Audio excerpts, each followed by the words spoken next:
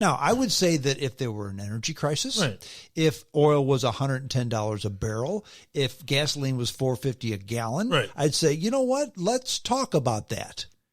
But we're not there. Why would you The even? demand is not there to justify that. Why would you even do something like that? My problem with I'm looking over. There's about 15 different things that he did. I really don't like the endangered species revocations he's done. The fuel economy thing I think is a bad idea because the car companies don't like it. The Anwar drilling, the environmental stuff just looks like a giveaway to large corporations, that's in the category of things. And our economy doesn't need it. It's not 1902. Well, it's not like it's the 21st century, and billionaires can still make billions of dollars without if he didn't cut any of the 15 major ones that he did. Billionaires would still be rich. Yeah. So that's kind of my problem. It's like he's so eager to offer them exactly what they want. I just don't think that I don't think that's conservative at all. Well, I don't either. And if he had said, look, we're going to drill for oil here because A, B, C, and D, and make an argument for doing it. Right. But look, we're going to pump more oil. We're going to make more money. Right. We're going to make America great again. That's not a reason. But then to the other side now, you have states like California that I think they've said that by 2030, 2035, sometime they're not going to allow the sale of gasoline-powered automobiles anymore. And they want to be 100% no fossil fuels. Now, in California, now you can't do both. So they have rolling blackouts there right now because they're generating less electricity in California now than they were 20 years ago. What California says about energy is just utterly meaningless to me. Their energy policy has been so terrible that for them to discuss, they don't know what's going to happen in 2035. They don't have any control over that. Yeah, they don't. In 4 or 5 years, it'll be a whole different regime. I think you're going to see them if Joe Biden wins. I kind of think Joe Biden's. I think he has the advantage now. Who knows what's going to happen, but I kind of feel like he's going to win. But that's going to create a Republican reaction in the other direction. Mm-hmm. I think California will be more Republican in 3 or 4 years, or over the next couple cycles. I think you may be right, and I base that on two things. First of all, I spend time out there, mm-hmm. and just the degradation of the whole area is mm-hmm. It's mind-boggling. There are homeless everywhere. And Newsom and Garcetti are going to get exposed on some level. I think this is what I kind of feel like is going to happen. I think Biden's going to win. And I believe that at some point they're going to get complacent, and we're going to find out that a lot of this COVID-19 policy was part of a grand strategy, not just to get rid of Trump, but to bring in their agenda. Mm-hmm. I think they're going to get exposed on that because I think this was just sort of like throw everything at the wall and let it stick. I don't mm-hmm. think that this was a concerted machine effort. I think they're like, oh, wow. Because if you look at the economic figures in early 2020, there's no beating Trump. 60% of people saying that they're better off now than they were 8 years ago. You had 60% of people saying they're richer now and have more money. Unemployment at 3.5. You're not beating that president. Right. There's that. It's a 300 delegate win for him. Mm-hmm. So there's no question that it's not even racism. COVID-19. Yeah. There's no question that makes me nervous mm-hmm. and suspicious. Mm-hmm. Okay. I'm not trying to say it's a conspiracy. There was definitely a pandemic. Yeah. But if you look at the way we reacted to it in terms of defining it as a crisis, we defined it as if you don't wear a mask, if you don't shut down, you're killing people. Now, I don't speak Italian or French, but I'm getting the impression that that's not how they handled it. Yeah. Yeah. Like if you get COVID-19, they're accusing you, James, mm-hmm. of killing people. But that's actually scientifically not true. The R-naught on COVID-19 is not that high, that if you get it, you're killing 20 people. In fact, the people who are so hardcore about telling Jay, you need to read the research, most of the researchers I say that most people don't spread it at all. That 4 out of 5 people who get it don't give it to anybody.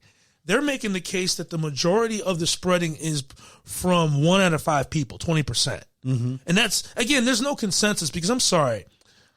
People talk about how great Fauci is. This communication effort on COVID-19 has been garbage. It's been awful. Dr. Fauci has done a garbage job. I'm not saying he's a stupid guy. Nope. But it's just the federal government. The CDC and Fauci have done a terrible job of telling us what the hell is going on. You know? I agree. And to sit there and be like, Dr. Fauci's done so great. He said don't go to a bar. Well, why? Because it's dangerous. That's not science, dude. Well, don't open the schools. You see the infection rate for kids in schools? It's freaking low. It's low. It's not even 1%. It's not even 1%, James. Yeah. And if you look at the science, what do the scientists say? Kids aren't spreading it. And yet you see people saying, well, Dr. Fauci said don't open the schools. Dr. Fauci, if he wanted to be a ruthless, despotic dictator, like maybe 50, 60 years ago he could take over a country. The level of messianic, and it's not because they like him, it's because they can use what he says against Trump. Mm-hmm. So Trump becomes this messianic figure, and now Fauci becomes his messianic spoil.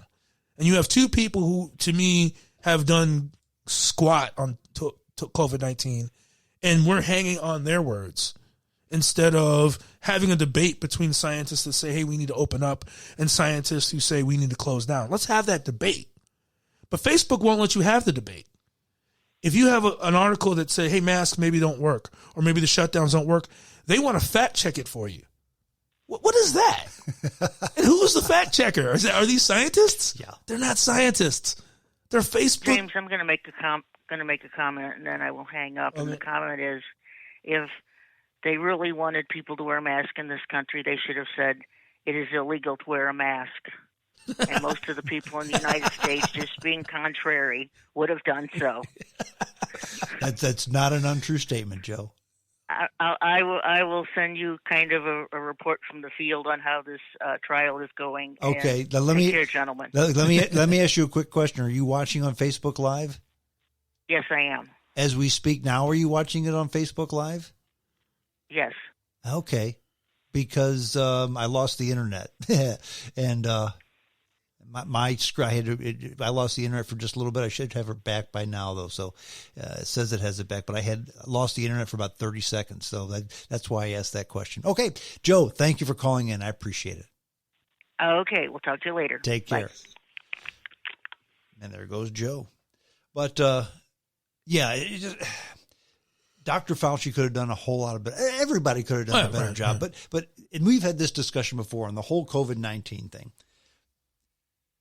They're going down so many rabbit holes. Right. And if they just said, look, we've got a pandemic. This is going to be a big deal. People are going to get it. We're going to work towards getting a vaccine. We're going to try to cure people. In the meantime, let's just do some things that are responsible. Maybe it's wear a mask. Maybe it's stay 6 feet away. But a list of things similar to what the CDC put out at first, because what we need to do is flatten the curve so that if people get sick, we don't fill up the hospitals and we can cure them. If we'd have just stopped at that, mm-hmm. I'd have been fine with it. But we didn't stop at that. No, we built on it and built on it and built on it. The problem I have is where they say when they found out Trump or someone or Parsons has COVID-19, they go, "You're an idiot. You're getting people killed." And I'm saying, well, wait a minute. You got sick. Why are you shaming people for catching a virus? And they go, get the virus under control. Yeah. They don't. Again, I'm not trying to be a jerk. Mm-hmm. Mm-hmm. Do you realize how many viruses are on the planet? I actually know. Yeah. How many viruses on the planet? I have no idea. If you lined up every virus on the planet, it would be 100 million light years. Really? Yes. Really? If you took the mass of all the viruses in the ocean, it would be, I think, 100,000 times more than all of the whales put together. Really? Yeah.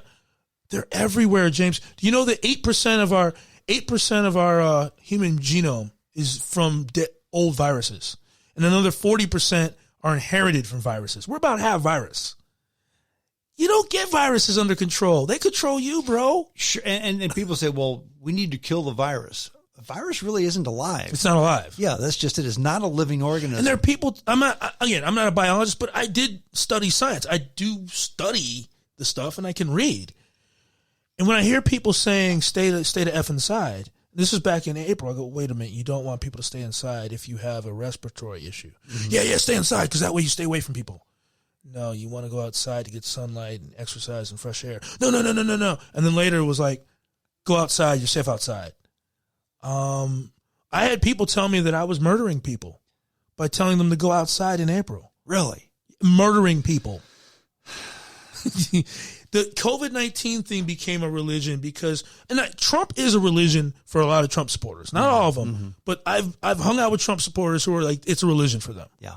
So then the team anti-MAGA, they need a religion, which is the only thing to beat Trump is COVID-19. They really didn't believe that Joe Biden could beat Trump without, and they didn't like Joe Biden, of course, or a lot of them didn't. So that becomes a religion.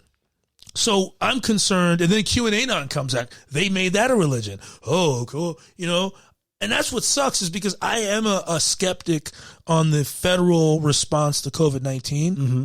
But then like QAnon people be like, yeah, we agree. And then the secret laboratories underground with the, dude, shut up, stop.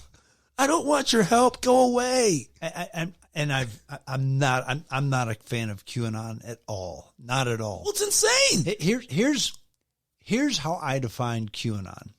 QAnon is Alex Jones without the entertainment factor. Yeah. Is that an accurate statement? Absolutely. Yeah. It's some guy who is sitting in his mom's basement in his underwear, just tapping away at the keyboard, and he's invented this thing and got these people to buy into this stuff. And is there a speck of truth in some of it? Sure. But you can't say Bohemian Grove was a real thing. Alex Jones proved that it was. Mm-hmm. Pizzagate? Come on. It's not a real thing. Come on. It's not. People are not kidnapping children by the hundreds of thousands, drinking their blood so that they will be youthful forever. That's not happening. Well, that's maybe insane. In your vampire book it happens. No, actually, that's too crazy for that. Like if someone did that, they would get executed. Like if they were doing something like that. I mean, no. You're screwing up the vampire gig right here. No, that's. They believe in stuff that's too crazy for science fiction movies. Drinking the blood of children. Yeah, it's and there's some chemical that they make up. They've even thrown Tom Brady into that. Tom Brady. I know. Just he's 43 and he's still great. So obviously.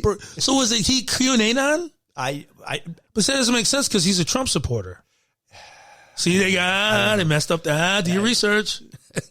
Well, how else did he get that beautiful wife of his? Oh my gosh. I mean, it goes on and on and on. And to me, that can be funny. It can be entertaining. Mm-hmm. But you use the term. It's perfect. It's a religion. Yeah. It's a religion. I think that's what's going to be Trump's undoing is that, when I remember that he did his town hall and the woman in Savannah, whatever her name is, Guthrie, was annoying. I mean, she was awful. I mean, she actually made me a little angry, and I usually don't get angry, but she was so annoying, interrupting him and trying to argue with him. And it's like, you're not good at this. You don't know. I know I canceled sexist, but no, you suck. You suck at interviewing presidents. Uh-huh. Okay. Chuck Todd sucks too, so don't worry about it. It's equal opportunity. Anyway, but then at one point she asked him about QAnon. He goes, I don't know anything about them, but I know they're strongly against pedophilia. I'm like, Donald, that is such a stupid thing to say.